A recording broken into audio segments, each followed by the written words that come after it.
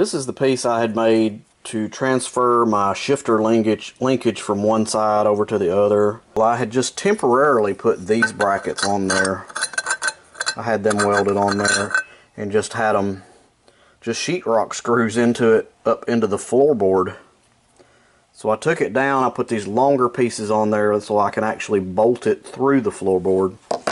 And this piece right here was a little bit flimsy, and I needed a way of reinforcing it, so that is a really long 5/16 bolt that I just welded to the edge of it to keep it from flexing, just to strengthen it a little bit.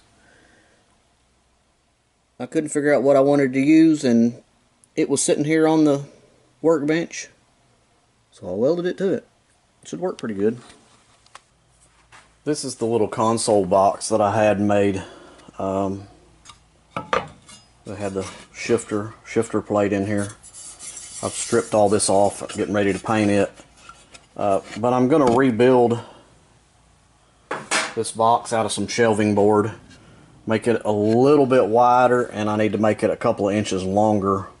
The linkage was actually sticking out of the back of this once I cut this down, so I cut it down a little bit too short.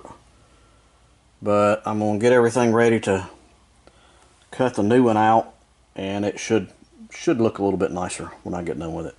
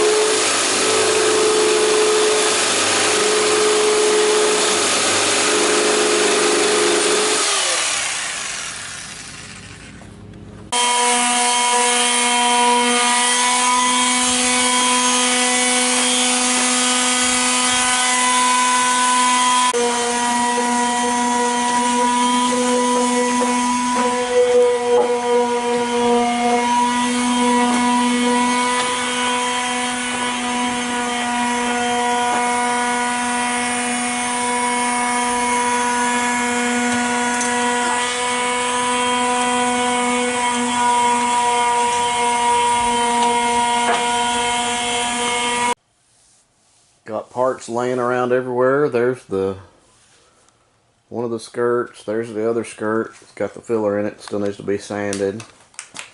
Some of the interior pieces, the console, and that's the strips that go up next to the door. I got primer on these and primer and first coat on the regular doors. I don't have them primed on the other side. And then there's the pieces painted yellow for the motor. I think that's going to look pretty good. Then if we walk out here into the garage, final coat of paint on the semi. It's looking mighty good, I think. So as soon as this dries, I can start putting windows in it. If I get the skirts all painted up, get the console painted up, I can get it put in there, because it's all gone. Steering stuff is gone. I gotta make a new steering column and a steering mount, possibly off the dash right there. And then repaint some of this black back here that's gotten kind of messed up in the process. Coming along pretty good, I think. So we taped off the yellow and we were repainting the black around everything. Got it looking a lot better in the engine compartment. I'm going to try to set the motor in it in a little bit. I think first thing I'm going to do is work on the front end, get the grill in there, maybe get the headlights mounted. There's one of the headlights. I'm going to try to work on this area right here. Get the front end looking good. I got the windows tinted, so I may start putting all the glass in to see what that's going to look like.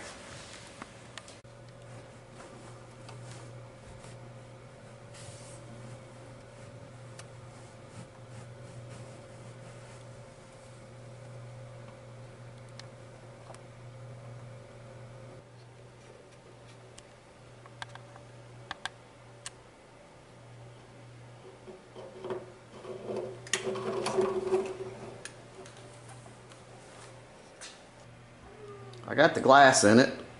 That stuff you see in the window there is the stuff I have pushing against it to hold it in there till the silicone sets up. The back tinted windows in. Kind of hard to tell from the outside in the garage what they're going to look like.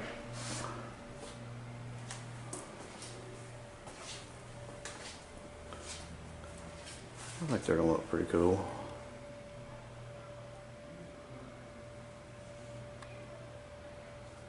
So as you see, I have quite a bit of stuff in the garage, which causes another problem, and I'll tell about it when I get in the shop. So the problem has been on this job, just like now, I have wet paint. That's not a problem. That's a great thing.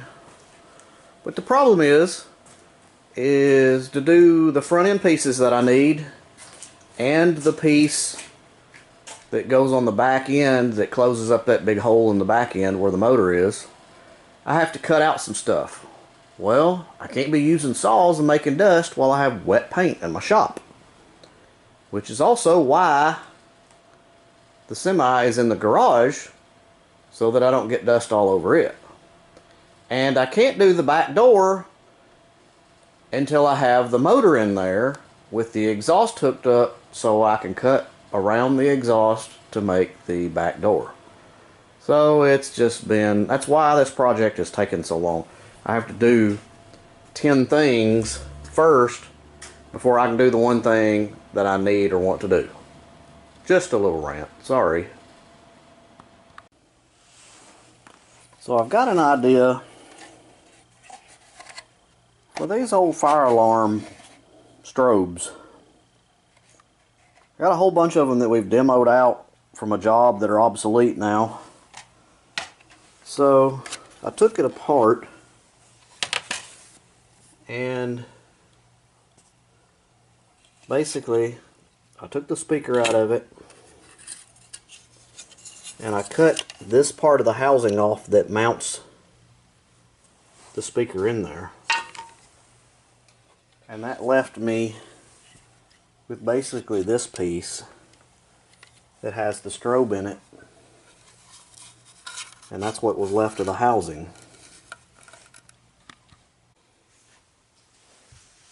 So I've cut out a spot in the bumper, as you can see right there. And this, I put these little pieces on here just as spacers because this is rounded on here, but that'll set it in the hole like that. I'm going to try to bring my wiring around this side and come down. And then I think this should cover it and actually hold it in place at the same time.